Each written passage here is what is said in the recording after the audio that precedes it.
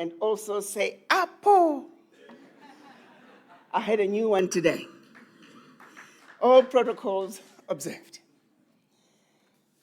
My name is Arikana Chihombori.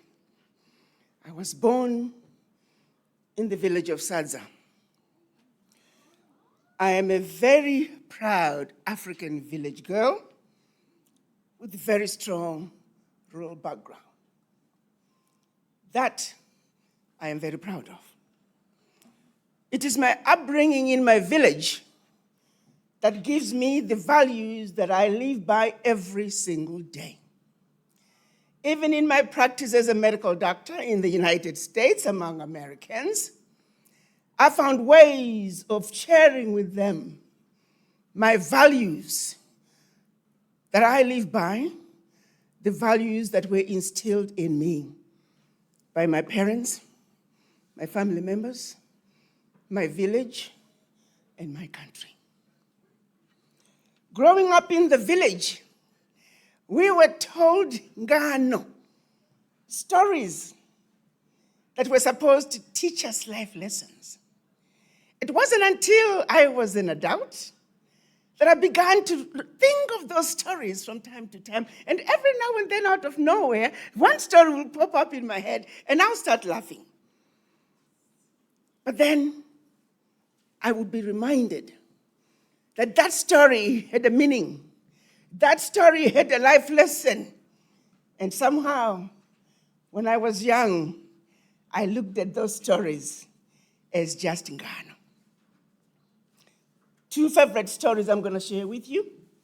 And as we continue with the deliberations, I will let you decide where you fall in, where who falls in. But let me start now, Tsronagudo. The stories of Tsronagudo, the rabbit and the baboon. The baboon was forever being outwitted by Tsuro.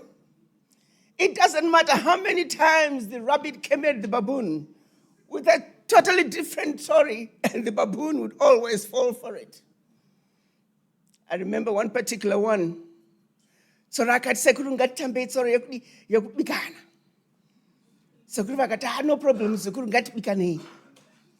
So a big pot of water was put up, and just before the water got hot, Tsuro akati sekuru gainditange kupinda. So Tsuro gets in the pot, and just as the water was beginning to feel uncomfortable because it's getting hotter, it says, Sekuru ndibuditsei, because poto iya yangari yekuti ukapinda, it's easy kupinda, asikubuda kwainetsa. So Sekuru Gudo pulled Tsuro out. So can Sekuru, it's your turn, pindai. So Sekuru Gudo goes into the pot, and the water starts getting hotter. Then Sekuru Gudo starts calling to say, Sekuru Tsuro ndibuditsei, ndacha. So can Sekuru bikikai. Sekuru would cry. He became louder until finally the voice started phasing off. Katsuro kachingo tamba Sekuru bikikai. Did you get my bones? Until Sekuru Gudo died. The next story I want to share with you is about the mice that found a deserted house and they decided to make it their home. The mice were living happily, taking care of their families, until the cat, a stray cat, moved in. One by one, the cats started to disappear. The mice didn't know what to do about this cat because they did not hear the cat coming. They would just disappear. So the leader of the group called for a meeting. He said, let's organize. Let's figure out what to do with this cat. We're disappearing. So there were so many suggestions until one wise mouse said, why don't we put a bell on the neck of this cat so we can hear him coming? And the whole room just erupted. We had found a solution. We're going to put a bell around the neck of this cat so we can hear him. No more getting caught unaware. But from the corner of the room, there was another mouse that said, it's all nice and good that we want to bell the cat so we can hear him coming. The question I have is, achamusungirira dare ndiani? who is going to bail the cat. So at that point, instead of the mice trying to figure out what to do, the leader of the mice reminded them that if we try to bail this cat, some of us are going to die. Some of us are going to be hurt beyond repair. There will be challenges. So bailing the cat is not going to be easy. One by one, the mice started disappearing because no one was willing to sacrifice themselves for the better survival of the group. I want you to pack that story for now. Going back to Nyayatsuro Nagudo, 2 months ago, a whole president of an African country was invited to the United States for a meeting that was supposed to censor specifically on trade. There was a peripheral issue about whether or not there was white genocide in South Africa. President Ramaphosa and his team, they left South Africa feeling like they were Tsuros. They thought they had their game together. But what they didn't know was when they got to the United States, they found a smarter Tsuro. So before they could even discuss the issue of trade, which was the main reason for their visit, suddenly lights out, television on, showtime. Mr. President, you see all these crosses?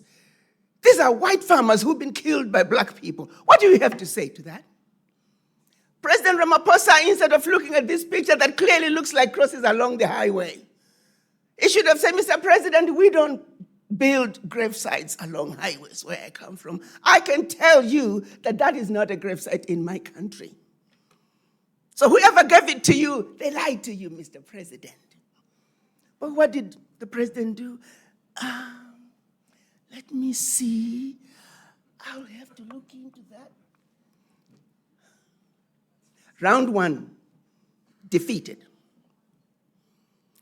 Throws another one. Mr. President, these are white South Africans in body bags after they have been killed by black people in your country. What do you have to say to that? Instead of his people who were traveling with him, AI, you simply have to ask AI, where was this picture taken? In seconds, AI can tell you where that picture was taken. His people did nothing. They left the president hanging. Once again, he found himself trying to figure out, where are those pictures? I've never seen that. Mr. President, you mean to tell me these pictures are in your country and you do not know? President Ramaphosa should have known. If there were white people who had been slaughtered by black people and were being carried in body bags, there is no way he would not have known. But instead of saying categorically, that is not my country, because I know what happens in my country, he said, well, I just will have to look into that. So he thought, you know what? Let me turn this over to my white Minister of Agriculture. Maybe he can explain that there is no genocide, white genocide in South Africa. What does the white Minister of Agriculture say? Oh, yes, Mr. President, we have a problem. We need help. Round 3, US again. I could go on and analyze what happened in that meeting. Because many of you are going to find yourself faced with similar situations where President Trump flipped the script and went gangster on President Ramaphosa. He wanted to diffuse and neutralize the South African team before they went to discuss the issues of trade. It's a game. President Ramaphosa and his team, they were Makudo, let's face it.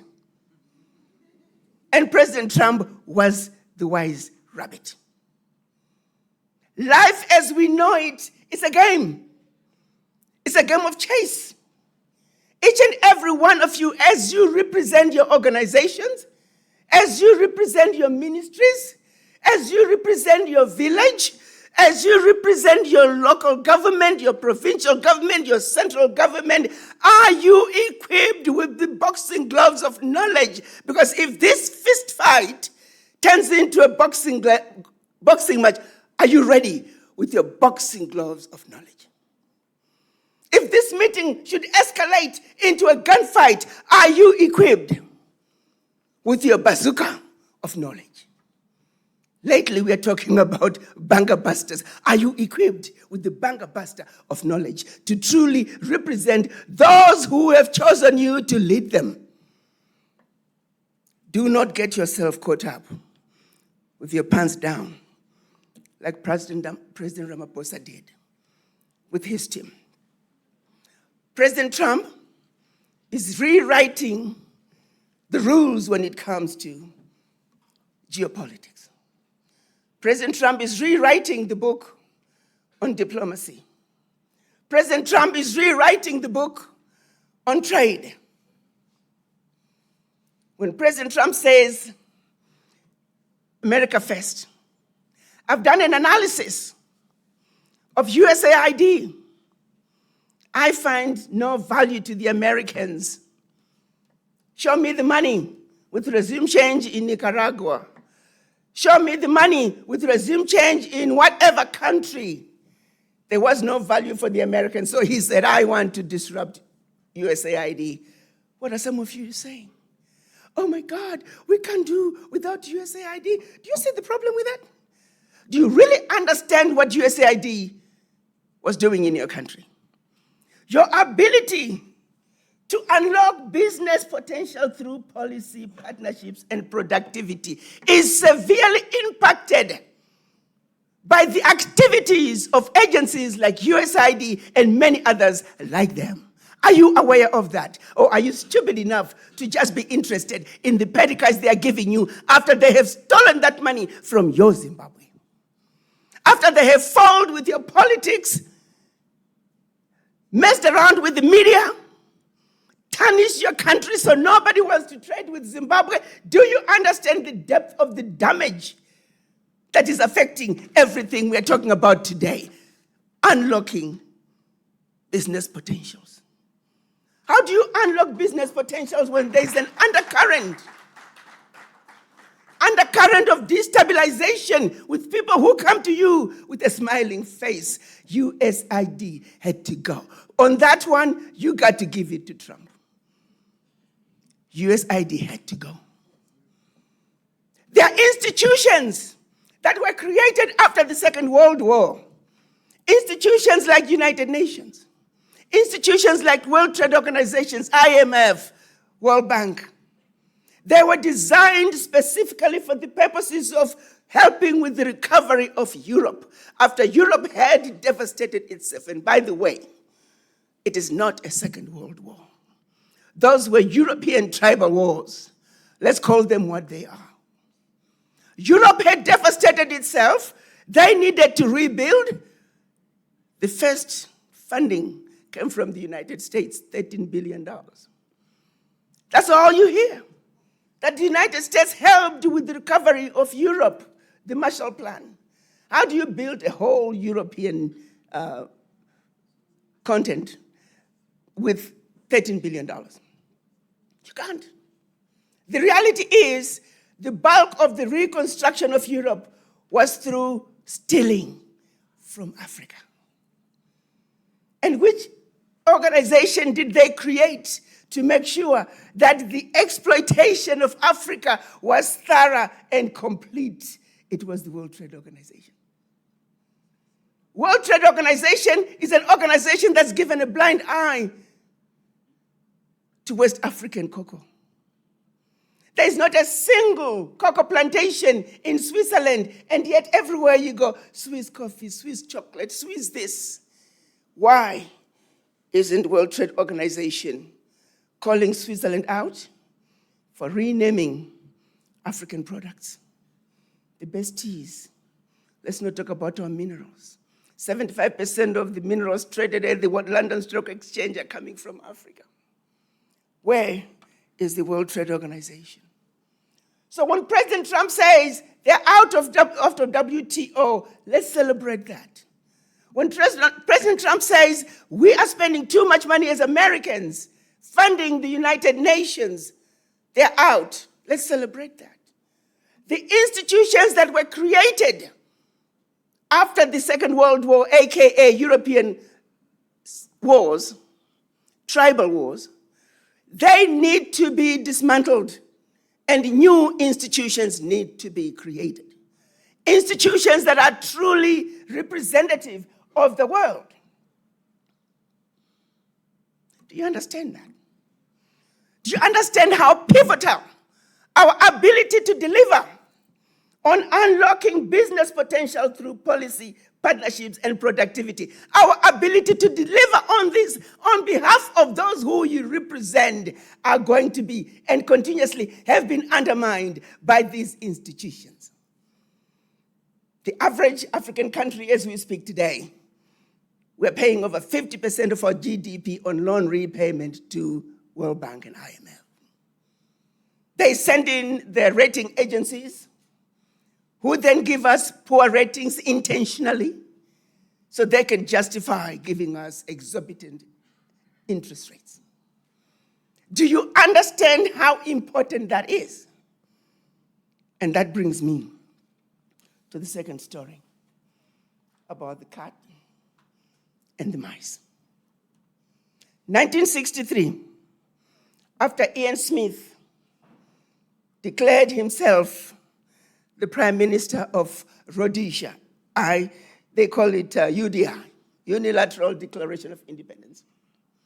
This was our opportunity as Black people in Zimbabwe to lead ourselves just like the other nations that were getting their independence, so to speak, from the colonizers. But Ian Smith, he snatched it away from us. At that point, Ian Smith immediately became the cat that invaded our house.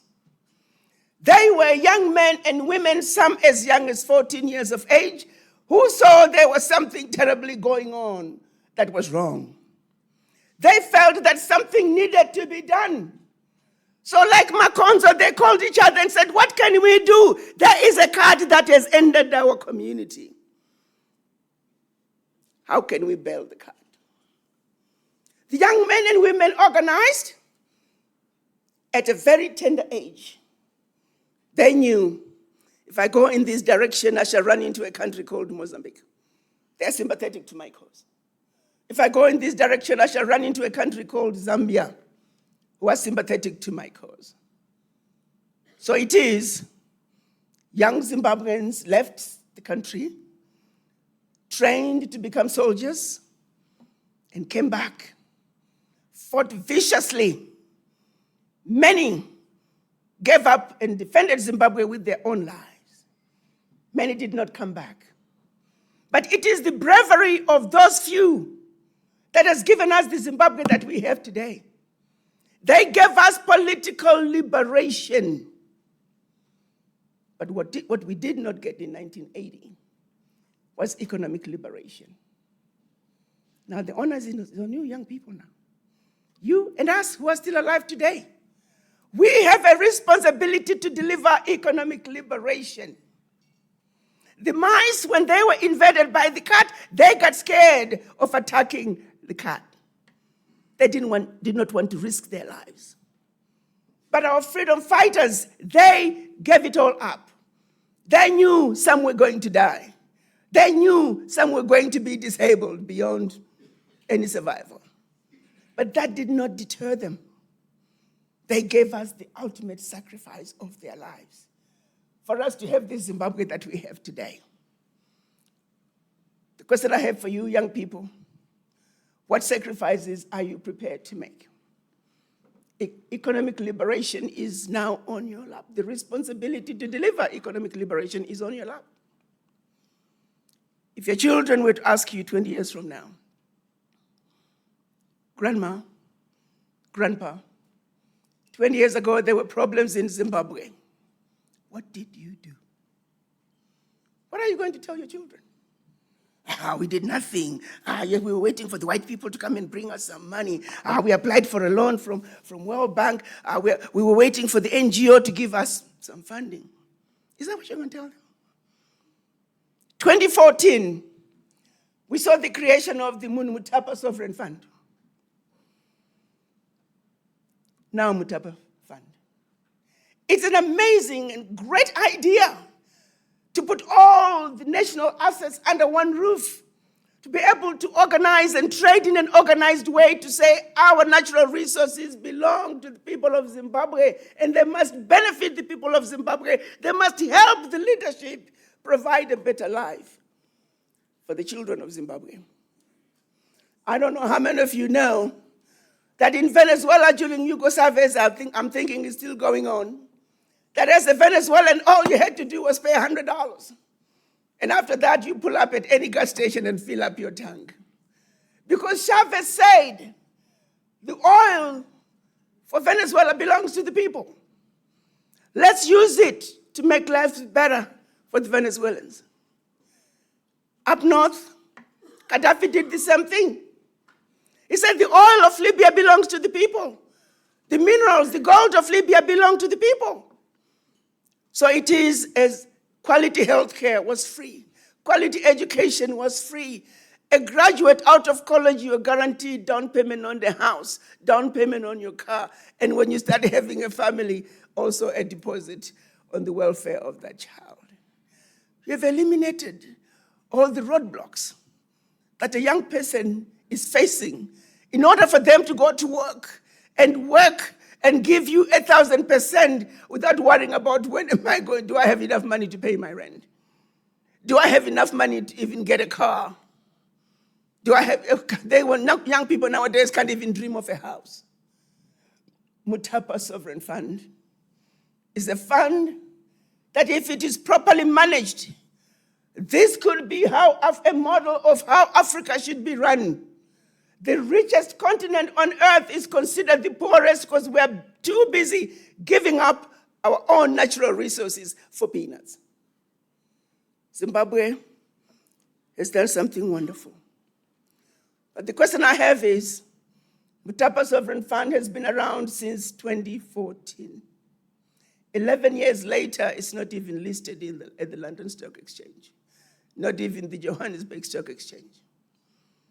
11 years later, not a single mine has been monetized. One mine alone monetized, without necessarily mining, could loosen up millions, if not billions of dollars. This country is well known for its wealth. When I have been speaking to my friends in this industry, and I always refer them, I say, Google this fund. And they all call me right back, this is a juggernaut. Mutapa Sovereign Fund is a juggernaut. It's an envy of many countries. But what have we done with it? Why haven't we started monetizing our mines? Why haven't we listed the Mutapa Sovereign Fund? What is holding us back? It always goes back to the mind. There are some basic things that we should be doing as Black people to make sure that our circumstances improve. Thanks to the legacy of colonization.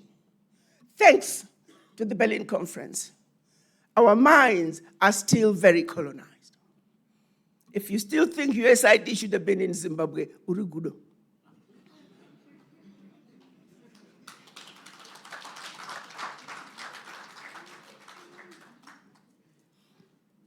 If you think our only survival or the only way we can do anything in Zimbabwe is because we need white people, Uri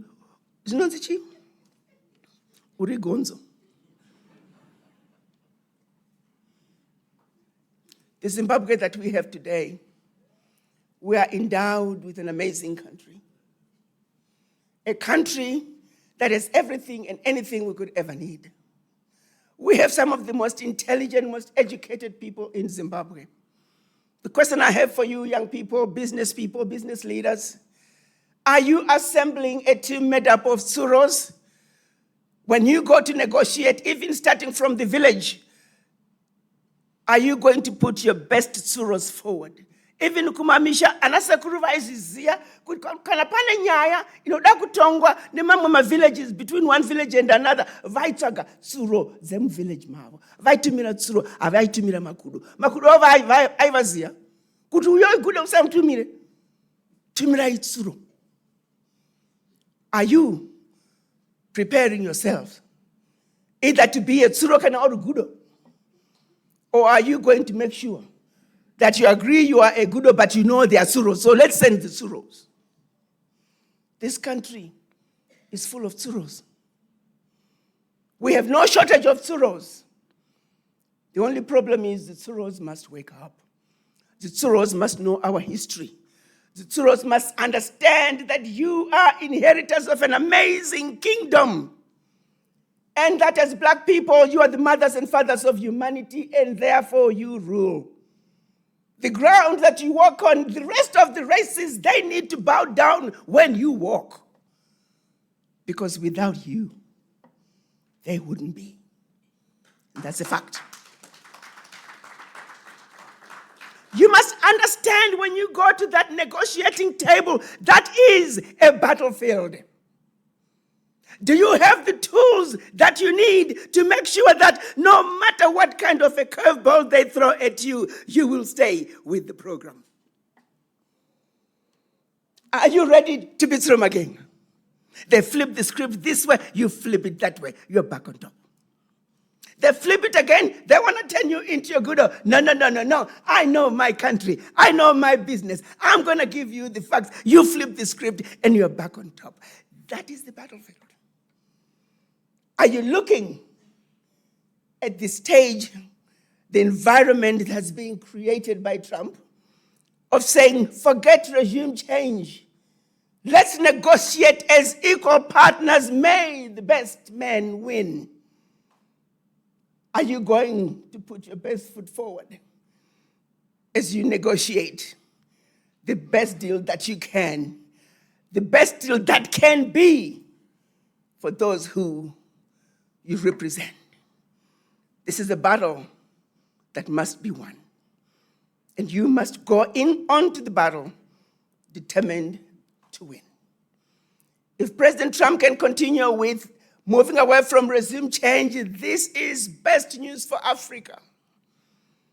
If President Trump continues to push to share equal partners as we negotiate, that is the best news for Africa because we have not been allowed to do so by our former colonizers. You see, there's a medication called Ozempic. It's a medication for weight loss. Some of you might know it, some of you may not. The generic name is semaglutide. This medication was put out as medication for diabetes. But they found out that if you were diabetic and you were overweight, you started losing weight. They were like, oh, wow, that's a nice side effect. They also found out that if you took that medication and you had a weak heart, suddenly your heart was beginning to function better. Another positive, unintended side effect. They found out if you had kidney problems, same thing. Your kidney function got better. It is my humble opinion that I would like to say President Trump is our Ozempic. The policies that he's putting forward for America first, while not intended for Africa and other developing nations, there are definitely positive side effects for us. Do you guys understand that? Or are you going to jump on the bandwagon? How can he be doing this? Why do you want to fight other people's battles? When your enemies are fighting, let them fight. Cheer on. Cherry pick what's good for you. So when he does something that is good for us, and at Srumagenga, you start organizing. You start planning. How do we take advantage of this situation? Rather than sit back and say, this is Arikana. We must wake up. Gativei anasrumagenga. Let's not behave semakons. And not when faced with challenges, we run. Rather than re-strategizing and focusing on that which we must do. Economic liberation for Zimbabwe is an absolute must. And those of you sitting in this room right now, you are the ones responsible for the delivery of that economic liberation. You cannot ask those who gave us political liberation to continue to struggle to give us economic liberation. The onus is on you. It is your time to now make those ultimate sacrifices.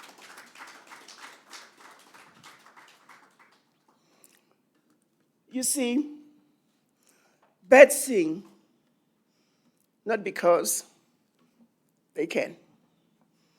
They sing because they have a song. As Zimbabweans, we need to send a clear message to our leadership.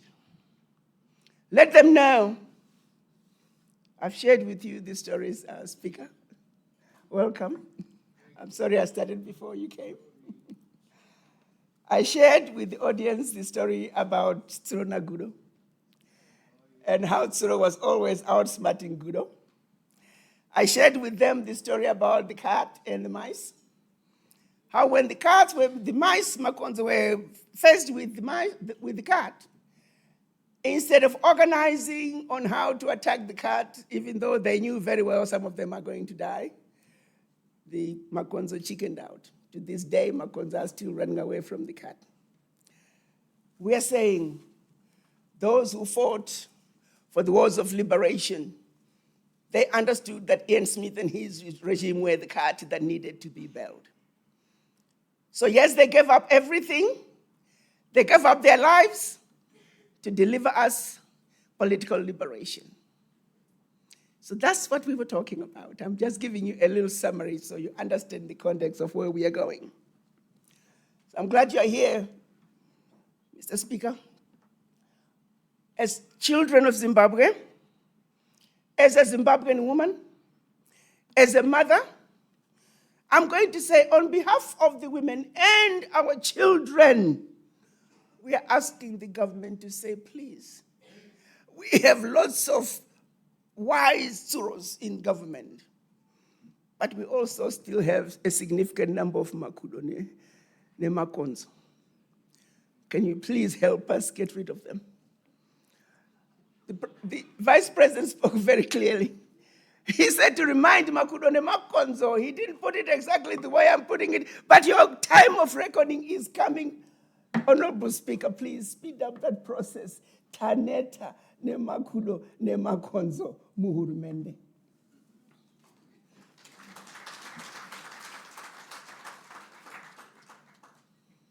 As I had started saying, that birds sing not because they can, they sing because they have a song.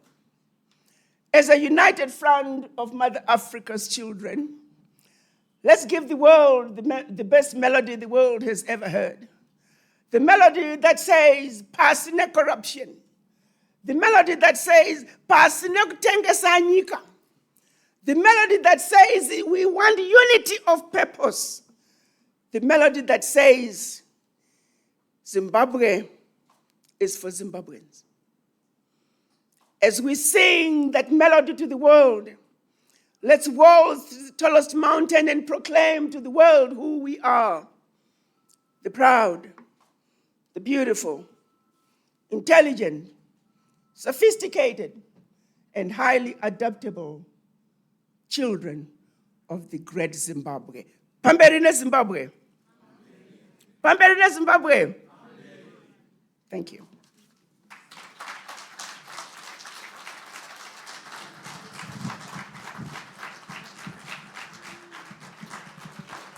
Wow.